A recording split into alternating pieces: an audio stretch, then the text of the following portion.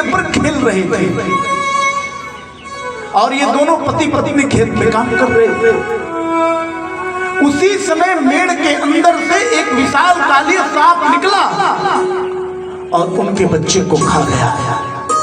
और जब बच्चे को खाया तो पुत्री दौड़ी, चिल्लाने लगी, पिताजी पिताजी भैया को सांप ने खा लिया। दौड़ कर आया, पुत्र को उठा के रोके ले जाने लगा। उसी समय एक वैद्य जी आए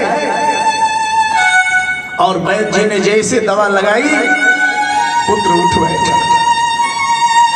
दूसरे दिन किसान कहीं जा रहा था गांव में, तब तक एक बड़ा खतरनाक बैल दौड़ा मारने के लिए और मारने ही वाला था। तब तक एक व्यक्ति ने हाथ पकड़ करके किसान को बचा लिया। तीसरी घटना, गांव में सबसे अच्छा अन्न अगर किसी को हुआ खेत कटने के बाद तो किसान को हुआ।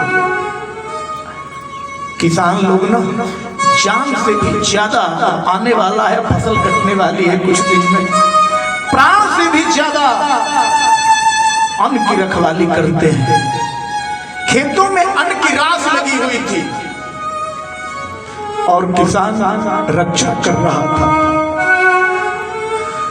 उसी समय आसमान में बड़ी ही काली काली बादल घनाघोर दिखाई दी और घोर गर्जना करके वर्षा हुई। पूरा अन्न किसान का बह गया। अब किसान बड़ा क्रोधित हुआ भगवान के ऊपर। कहा, जीवन भर मैं तेरी सेवा करता रहा, जल चढ़ाता रहा, पूजा करता रहा, प्रत्येक मास की शिवरात्रि करता रहा और यही कष्ट दिया तुझे। बच्चे को सांप ने खाया, मुझे बैल ने मारा और पूरा परिश्रम करके मैंने खेतों का पार्जन किया, ये अन्न भी बह गया। कैसे तुझको लोग करुणा निधान कहते, कैसे लोग अवघड़दानी कहते तुझको। थोड़ी भी तुझको दया नहीं आई भक्त के ऊपर। जब चिल्लाने लगा तो तुरंत भगवान शंकर प्रकट हो गए खेत में। ऐ किसान सुन, जो मैं अब बता रहा हूं वो सुन। तूने जो कहा अच्छा कहा, मैंने सुना।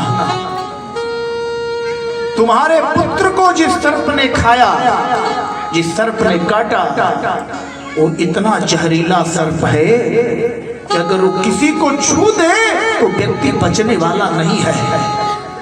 लेकिन उस सर्प ने तेरे बेटे को खा लिया ना, तो जो वैद्य आकर के दवा लगाया वो वैद्य कोई दूसरा नहीं था, वो वैद्य के रूप में मैं ही आया हुआ था।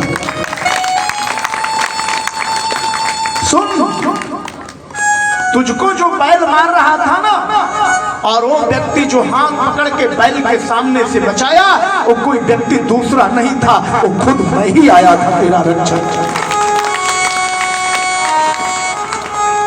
किसान ने पूछा कि अन्न क्यों बह गया? भगवान शंकर ने कहा, गांव में सबसे अच्छी फसल तुम्हारी हुई थी, ये पूरे गांव वाले तुमसे जल रहे थे और खेत में जब तूने अन्न की रास इकट्ठा किया ना, तो गांव वालों ने इस अन्न में जहर मिला दिया। उस जहर को हटाने के लिए मैंने वर्षा करा दी। कि भगवान की कृपा कब हो जाए, कहां से हो जाए, कैसे हो जाए, पता नहीं चलता साहब, पता नहीं चलता। भक्त प्रहलाद के ऊपर इतने अस्त्र